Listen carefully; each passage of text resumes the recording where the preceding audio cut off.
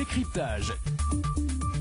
Et l'invité de ce matin, c'est Claude Lise, interviewé par Maurice Violeton. Bonjour messieurs. Bonjour. Bonjour, Claude Lise, candidat à sa propre succession au Sénat. Claude Lise, l'homme politique de Martinique le plus observé en 2011. On le présentait comme étant celui qui avait le plus à perdre durant l'année. Bonjour Claude Lise. Bonjour. Ancien député, ancien président du Conseil général, sénateur sortant avec l'étiquette du RDM. Dans votre entourage, on vous avait dit très affecté par la candidature d'Ange Lavenaire, votre suppléant. Pourtant, vous regardant hier soir en télévision, Claude Lise, vous sembliez plutôt avoir la niaque. Écoutez, bon, très affecté, c'est pas le terme. Moi, j'ai trouvé que, bon, ce n'était pas très correct, la méthode utilisée par un membre de ma formation politique. Bon, j'ai une conception de l'engagement politique qui fait que, pour moi, cet engagement passe toujours par des décisions collectives et non des décisions prises pour des considérations essentiellement personnelles. Vous voyez, moi, en ce moment, je m'engage parce qu'on me sollicite dans mon parti et en dehors même de mon parti. Donc j'ai trouvé qu'il était dommage que ça se fasse comme ça. Et surtout, j'ai été, alors peut-être affecté, par des propos qui laissaient entendre que je n'avais pas sollicité mon suppléant, alors que je l'avais fait un an auparavant, très exactement au cours d'une réunion le 11 septembre 2010. Donc voilà, maintenant, vous savez, moi je respecte les décisions de chacun. Ça va quand même compliquer la tâche de point de vue comptable pour vous. Bon, écoutez, de toute façon, ceux qui ont poussé à cette décision, ils ont certainement bien conçu une stratégie. Il y a une stratégie derrière. Il a été poussé, Ange Lavenaire ? Écoutez, moi je pense qu'il y a forcément derrière cet acte, il y a quelque part une stratégie. Alors je ne sais pas s'il en est conscient, s'il n'en est pas conscient, mais vous savez, là maintenant, c'est fait. Moi, je ne veux pas m'étendre là-dessus. Je n'en aurais jamais parlé d'ailleurs s'il n'y avait pas eu certaines attaques un peu agressives, et si on n'avait pas laissé entendre que moi je gênais les ambitions de tel ou tel. En tout cas, je peux vous dire que mon engagement dans ce combat-là d'aujourd'hui, il vient d'une conscience aiguë que j'ai de la situation de la Martinique, de la situation internationale, la situation de la France. Nous sommes dans une conjoncture extrêmement préoccupante. Je crois que tout le monde s'en rend bien compte et tous les jours, en entendant les informations, vous avez entendu aujourd'hui encore les problèmes des banques, je crois qu'il faut absolument que ceux qui se lancent dans cette bataille soient conscients de ce qui les attend au Sénat dans les jours qui vont suivre l'élection du 25. Alors, on pensait que vous auriez pu être tenté de ne pas vous présenter après la défaite au Conseil général. Vous venez de rappeler ce contexte économique et financier mondial, les conséquences pour la France et forcément par ricochet pour la Martinique. Comment, dans ce contexte, Claude Lise, après la défaite du Conseil général, comment faites-vous campagne auprès des grands électeurs ? Écoutez, moi je fais campagne comme je l'ai toujours fait. Je rencontre les élus. Alors bon, la tradition c'est d'aller, quand on y est invité, devant des conseils municipaux, mais il y a également des rencontres de groupes, des rencontres quelquefois Et vous vous présentez comme étant l'homme de la situation compte tenu de ce contexte ? Écoutez, moi je vais toujours en expliquant les raisons de ma candidature. C'est pas du tout dans une optique de m'accrocher à un poste électif. Pensez bien que quand on voit mon parcours, je ne suis plus à un renouvellement sénatorial près, franchement.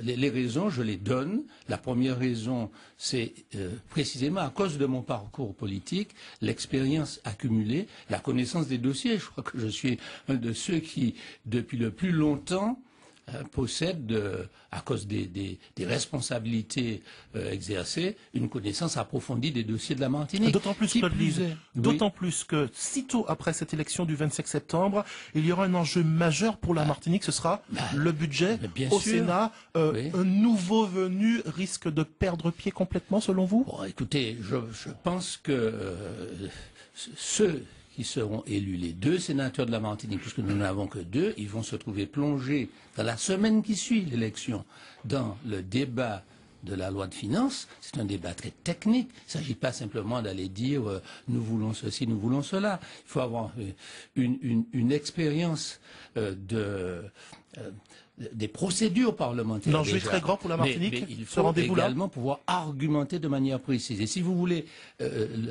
l'atout que je possède, c'est depuis 7 ans d'être le rapporteur pour avis de la Commission économique sur le budget de l'outre-mer. C'est-à-dire que c'est devenu pratiquement ma spécialité.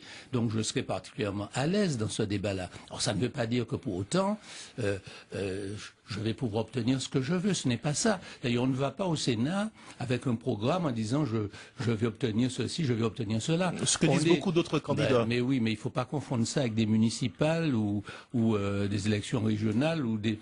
Vous êtes déçu par la tonalité de la campagne de vos autres candidats? Je suis déçu par le climat politique général dans lequel nous baignons depuis un certain temps, y compris ce qui s'est passé au Conseil général. Moi, je pense que beaucoup de politiques ne réfléchissent pas à l'importance des enjeux actuels. Qu'est-ce qui est le plus important selon vous? Le débat politique n'est pas à la hauteur des enjeux. Le plus important selon vous pour cette élection sénatoriale, c'est quoi? C'est la capacité de mettre quelqu'un susceptible de mener à bien des combats au sein de ce Sénat? Il faut être susceptible d'abord d'apporter un argumentaire très très très puissant. Il faut donc maîtriser parfaitement les dossiers. Il faut pouvoir maîtriser très vite les rouages, les procédures du Parlement. Dans ce cas-là, il n'y a jamais de renouvellement alors? Non, mais attendez, écoutez, il y a quand même 2 sénateurs d'une part, mais je pense qu'aujourd'hui, il est quand même important qu'au moins l'un des 2 possède déjà une expérience lui permettant d'être opérationnel. Mais il n'y a pas que ça. Je pense qu'il y a la nécessité, dans une telle conjoncture aussi, de pouvoir représenter un ensemble suffisamment large d'élus, puisqu'au Sénat, on va représenter les élus locaux, les collectivités territoriales, c'est la mission essentielle du Sénat. Ça a été rappelé tout à l'heure par le professeur Justin Daniel. Et je crois qu'il faut pouvoir rassembler. Il faut pouvoir représenter au-delà de sa famille politique un sénateur, d'une manière générale, mais plus encore dans la conjoncture que nous traversons, ne doit pas être l'homme simplement d'un parti. Alors moi, je crois avoir démontré dans mon parcours, les 19 ans que j'ai passé à la tête du Conseil général de la Martinique, mais également à l'époque où j'ai co-géré pendant 4 ans le Conseil général avec le président Émile Maurice, qui était quand même de l'autre côté de l'échiquier politique. Eh bien, je crois avoir démontré que j'étais capable d'abord de dialoguer avec des élus pas forcément proches de ma sensibilité politique, et puis que j'étais capable de représenter un ensemble d'élus. J'ai eu une majorité plurielle au Conseil général, et ça s'est très bien passé pendant très longtemps, et j'ai eu une majorité qui d'ailleurs, en fait, dépassait la majorité au sens strict. Il y avait beaucoup d'élus assez éloignés de la sensibilité majoritaire, qui pourtant participaient à un travail au Conseil général. Mais on le constate, des élus qui ont travaillé hier avec vous, mais qui aujourd'hui veulent votre tête. Alors, mais précisément, lorsque j'ai dit tout à l'heure que le débat politique ne me paraissait pas à la hauteur des enjeux, je crois que il est normal qu'il y ait des oppositions. Moi, je ne prétends pas avoir raison et je ne considère pas que les autres ont tort d'avoir des positions différentes des miennes. Mais lorsqu'il s'agit simplement d'abattre un homme à tout prix, à n'importe quel prix, lorsque l'on a recours à toute espèce de combine, aux stratégies politiciennes quelquefois les plus viles, vous avez peut-être prêté le flanc aussi. Moi je pense que là, on peut peut-être se permettre ça dans des périodes tranquilles, mais lorsque l'on est dans la situation actuelle de la Martinique, moi je pense que c'est prendre des responsabilités qu'on va tôt ou tard payer de manière vraiment très très forte. Alors justement, la situation dans laquelle se retrouve la Martinique, certains candidats disent que si nous en sommes là, c'est parce que les parlementaires et plus particulièrement les sénateurs sortants n'ont pas fait leur boulot. Oh ben non, mais ça c'est de la plaisanterie. Écoutez, et surtout ceux qui disent ça en disant moi je vais aller puis je vais promouvoir l'emploi, le développement économique, etc. Bon, on ne va pas pour gérer quoi que ce soit. Hein. Oui, on va. Vous avez l'impression qu'il y a une méconnaissance de la fonction du sénateur? Ou alors on fait semblant de ne pas connaître. On va pour être l'avocat des Martiniquais. On va pour être le défenseur des intérêts, pour essayer d'infléchir des textes. Par exemple, là, au cours de la loi de finances, il va falloir essayer de faire revenir sur l'abattement de 30% qui a été supprimé de l'impôt sur les sociétés pour les entreprises d'outre-mer. Ça va être une catastrophe pour beaucoup de petites et moyennes entreprises. Il va falloir discuter les réformes de niche fiscale pied à pied.